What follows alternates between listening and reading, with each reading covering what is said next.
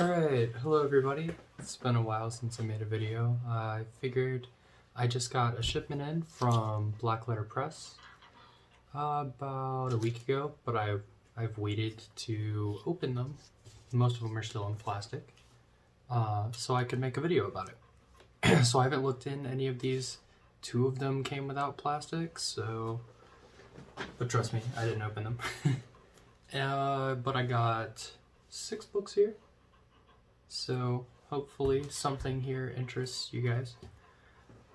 The first one I'll talk about is The Cloud of Unknowing. I believe the introduction is one of 2 things that Foolish Fish put in, or has written. He has a YouTube channel here that I've mentioned before.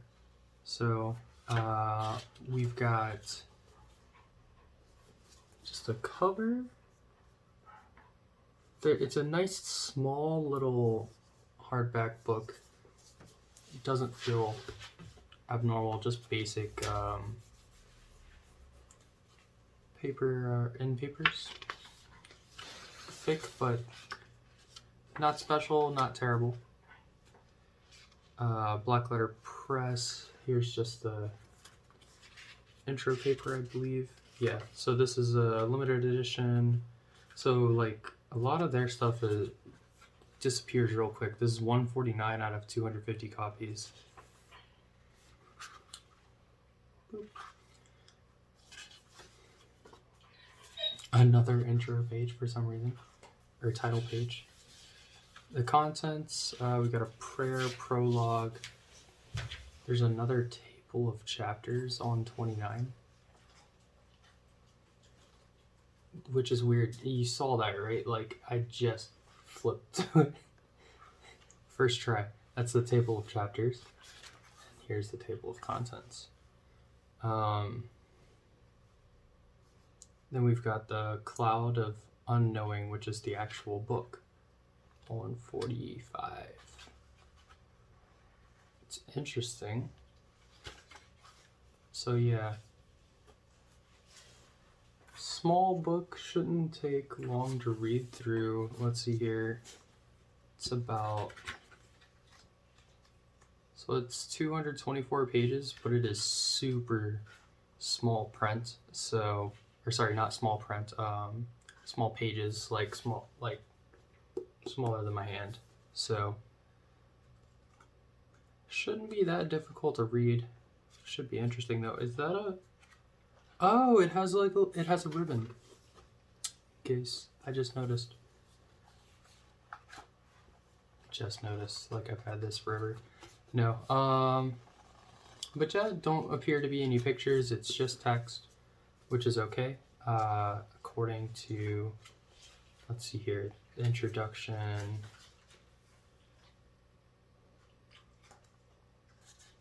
Apparently, yeah, it's a roughly, it's a Christian work, I believe.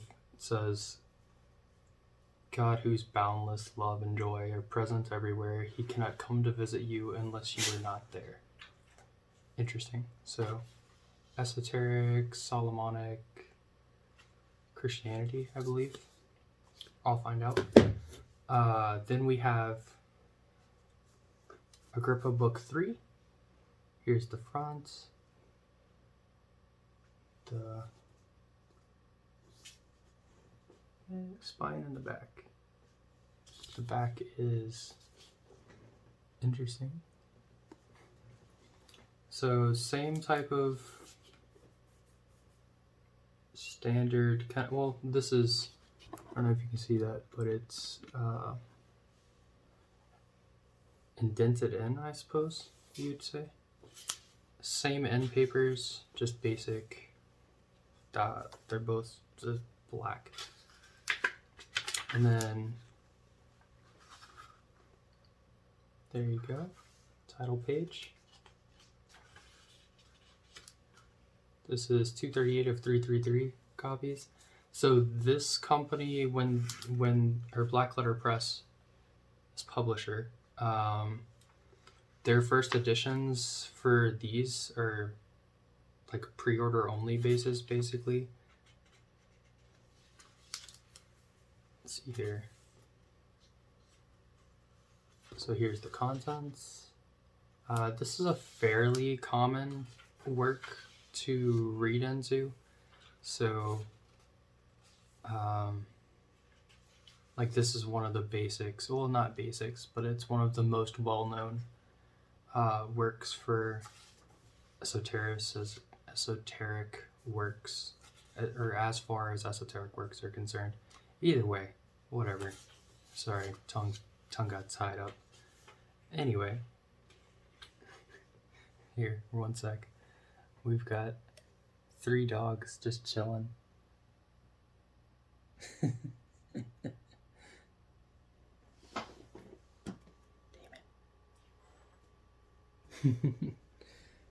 They're being cute. Anyway, so this one has a short introduction, and then it goes into the work, where it's same size as the last one, as like physically. Text size seems decent. It's legible. 345 pages, so a bit thicker.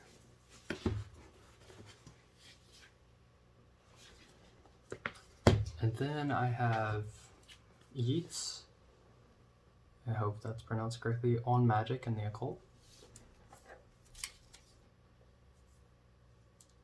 If I can open it. So I might, do I have anything? Yeah, so I have Irish folk and fairy tales as well by the same author.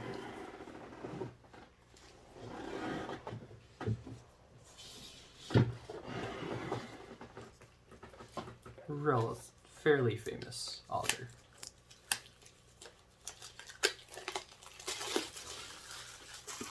Alright. This appears to be the same type of, I don't know what you'd call it, cardboard, board, whatever.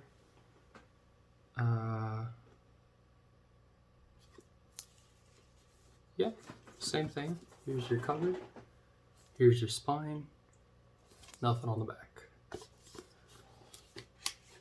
Same end papers. Very uniform across their works so far. Your intro page, or your title page. This is 3rd edition. Title page again. Oh, interesting. Dear readers, scholars of poetry don't often follow Yeats out into the treacherous ground of esotericism, and yet doing so is one of the main interpretive keys to the Yeatsian worldview. Images arising from its symbolism are too often read as personally subjective, while the poet himself constructs a path of knowledge grounded in Kabbalistic and Hermetic tradition, and in particular the Rosicrucian renaissance of alchemy and magic, as practiced by Mayer in Germany and Flood and Ashmole in England. And it goes on. Talk about people overlooking Yeats' esoteric background. So here's our contents.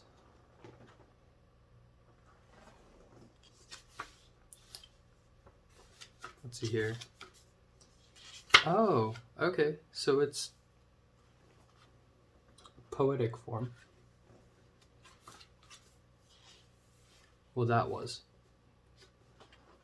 That's not. That's standard. So, interesting. Seems to be kind of a journal of sorts. It has poetry in it. I didn't do a whole ton of research on any of these books, except for this, which I already own another copy of book 3, and I own the big boy. Where is it? This one. So this is the full 3 books, and it's just massive. It looks like a textbook, science textbook. So, might cross-read those. Anyway, but as far as this one's concerned,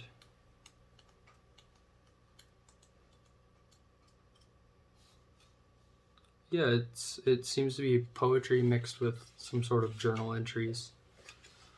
250 pages, decent read. Shouldn't take too terribly long. You could probably read it in a day if you're dedicated to do so. Which, speaking of which, that was a weird sentence. I will be taking a vacation next week.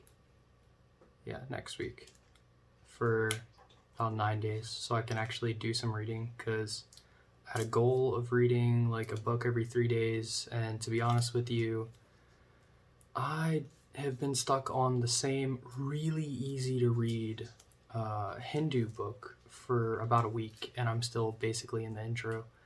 It's a super easy read, like I love reading it, but I just have not had the mental energy to get into it. So we'll see where that goes. But as soon as I finish that and a couple other books, like I've promised in other videos, I will try to do a review of the Hindu and Tantric stuff. So we have The Red Dragon, small book. So this is Yeats. That's The Red Dragon. It's a little baby book. I bought it as a set with the black Pullet, I assume, because it's French. Is it? Anyway. So this, I believe I had a paperback version of. Was not too fond of it because they don't do great translations, but I've heard good things about Black Letter Press and the quality of their works. So I'm hoping there's not as many spelling errors, typos, etc. So again, this is the same type of cover, the kind of, there you go.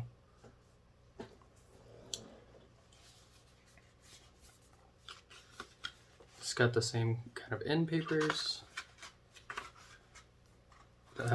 Baby title page. And then second edition Black Letter Press.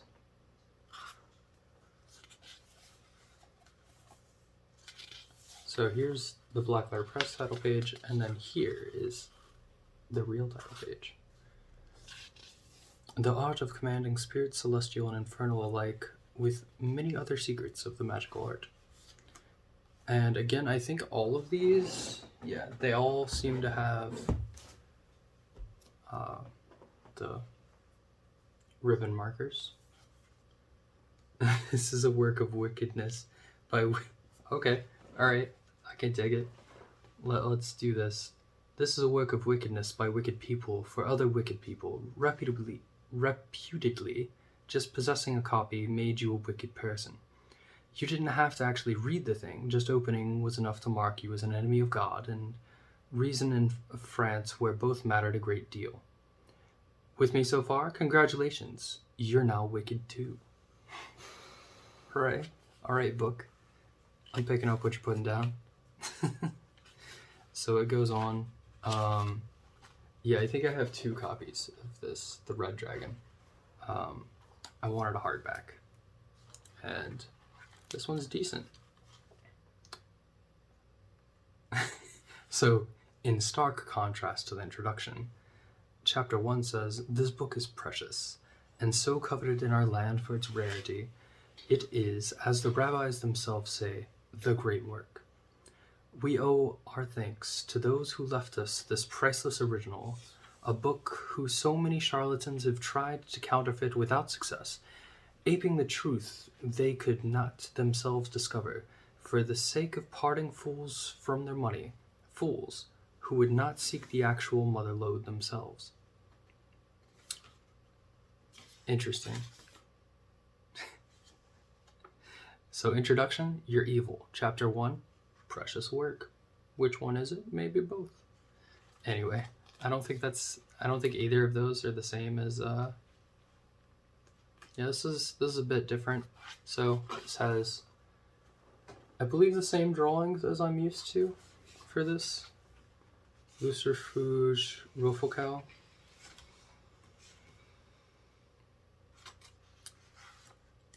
They should have examples of the spirits somewhere. There you go. There's signs and characters. A little different than I'm used to, I think. It might just be that they have better pictures in here, but decent. I like it. Oh, they got little prayers in here. Nice. Well done. Black letter press. Okay. I like it. I like this one. I don't know too terribly much about the rest of the works, except for, let's see here. Yeah. So this one's very professionally done too. The Agrippa book 3. I didn't really want to go in depth with it, but as far with the examples of these books that I've seen previously, because I own other copies of these are really well done. In the first review, I'll have to actually read through them, but it seems like there's no obvious errors, typos, etc. I appreciate it. I also have a paperback version of this, which I may or may not have read. I believe I read it because it's like 100 pages or something, and at the time I was obsessed with how many books I was reading and not the content therein or their topics. So either way, this is gonna bother me. So this one has a, there we go. All right, the black Pullet. We've got the spine, nothing on the back. And so all of these so far line up fairly perfectly on a shelf. So that's pretty nice. You can tell they're a set. They all have that. Well, the LBP is a little different on, yeah, the design's a little different, but it'll do. Same end papers. I like nice end papers. These don't have them, but they're not $150 books, so a nice basic title page. I can respect it. Second edition. All right. The same exact title page. Introduction in French, which I will not butcher because I have not studied French in a very long time, and I'd rather not destroy it. Okay, so I believe it has an English translation afterwards. It says, which is to say, in 1820, you could, if you knew where to look, buy a copy of a deeply weird little book that would take you on an adventure into Neolithic Egypt, and there teach you how to make talismans and rings that would make you some kind of a wizard king. A. Waite tells us it was written by naughty priests in Rome, which is probably Waite being unnecessarily angelicant about things. Waite seems to have believed the Vatican harbors a conspiracy of clerics pumping out grimoires to destabilize all that is good, and especially him. In this, they appear to have succeeded. So it goes on. Introduction continues by Paul Summers Young in 2019. Here's our contents. There you go. The hen that lays the golden eggs.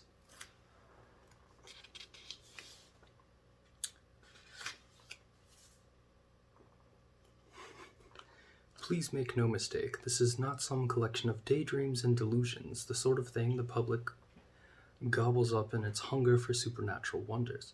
What we present to you between these covers is drawn from the most impeccable authorities of faith and reason, and is a distillation of that kindly wisdom, ancient and modern, that enjoins virtue and condemns vice.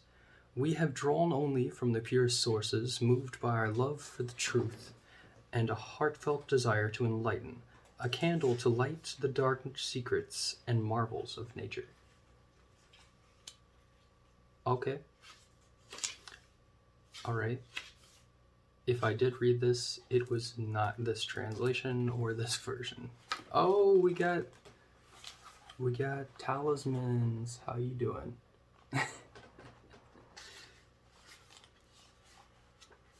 Yeah, there's a lot of talismans in this one. Alright. Let's see here. I like this. This is nice.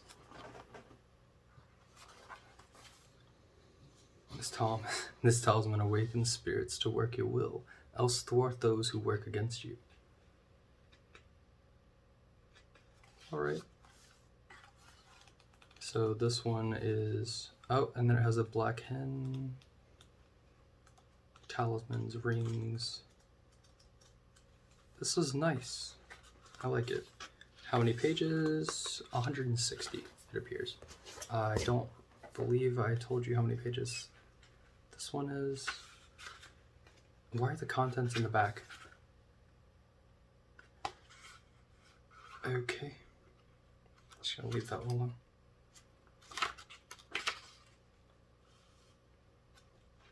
Uh, 111 pages. Oh, that's pretty cool. Not including the table of contents. And the last one, we have Natural Magic. And this is a big boy. So let me actually remove the plastic so I don't get glare. Sorry about that, folks. So I'm going to make an effort to read some more today. I'm feeling a little better. And I told myself I would, so we'll see where that goes.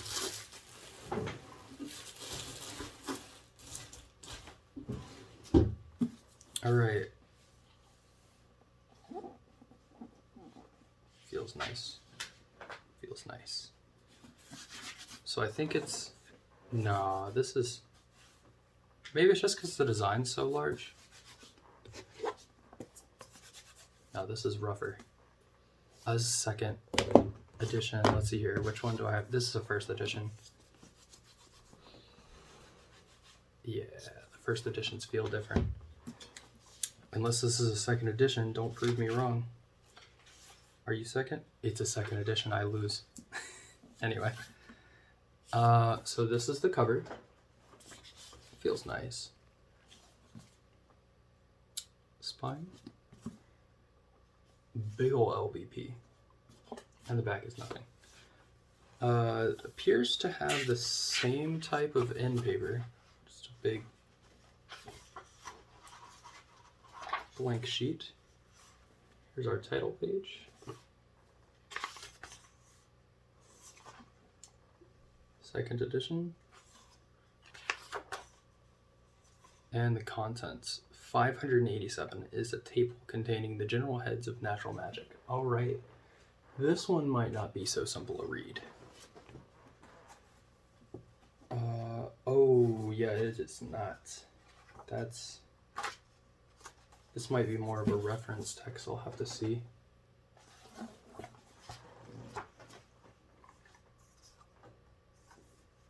So I turned to 33, kind of naturally. And something caught my eye. The ape of all things cannot abide a snail. Now the ape is a drunken beast, for they won't...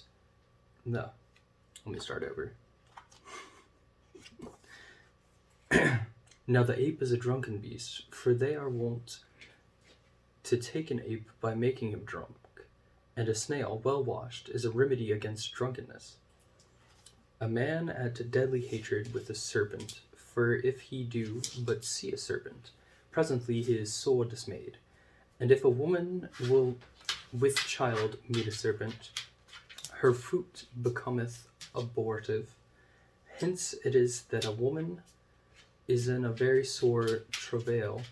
If she do but smell the fume of an adder's hackle, it will presently either drive out or destroy her child. But it is better to anoint the mouth of the womb in such a case with the fat of an adder.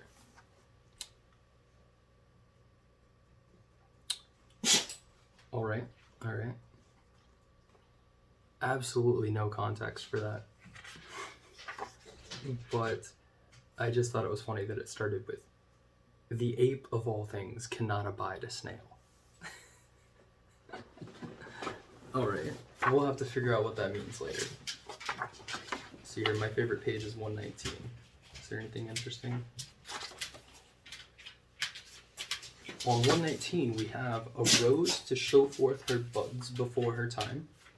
How cucumbers may hasten their fruits. Cucumbers shall ripe very timely. This appears, chapter 8, how to procure ripe fruits and flowers before their ordinary season. So if I remember correctly, this is supposed to be kind of like a witch's, like a green thumb type, a green witchery book of sorts. So far, oh, we got some pictures in here. Little baby picture. How you doing? It's mostly walls of text, though. Oh, what was that? Nope, just an introduction. So, yeah, this is, what was that? A water dial. Okay. But I'm quite content with this publisher. I don't know if I will order from them again, just because I don't know what they have upcoming. But if there's anything that I'm interested in and they're making a copy of it, I might get it. They make decent things. I like them. So I think that's about it for the book review. I hope you guys learned a little more about what Black Letter Press looks like, feels like, what their contents are. I'll try to go through these eventually. I think ahead of this, I've got still a couple of Tantric and Hindu texts. Oh, I also bought some other stuff. So these are not, I'm not going to open these on here on this video, but I got the Yoga Sutras and then the Hindu sacred texts and what I get, the Vedas. And so I have reorganized my shelves. So this is the religious section, or like sacred texts. So I got the Quran from Folio Society, the Barnes & Noble Holy Bible, and then the rest of this came from Amazon. But I also have Buddhist Sutras, Tantric Kali. I consider this religious, Simulacra and Simulation. I don't know. The Matrix seems kind of religious to me.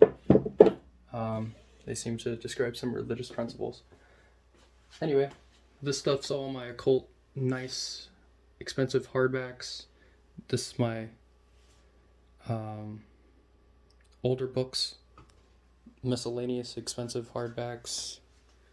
And then all this is occult things for the most part, except for the J.R. Tolkien at the top. But other than that, I don't have any updates. Hopefully I'll have some book reviews out for you guys in the near future. I have decided that I'm going to do a compilation review so I can discuss all the different texts in context of each other. But yeah, save that for later. Whatever time it is, where you are, I hope you have a wonderful morning, afternoon, evening, or night. Cheers.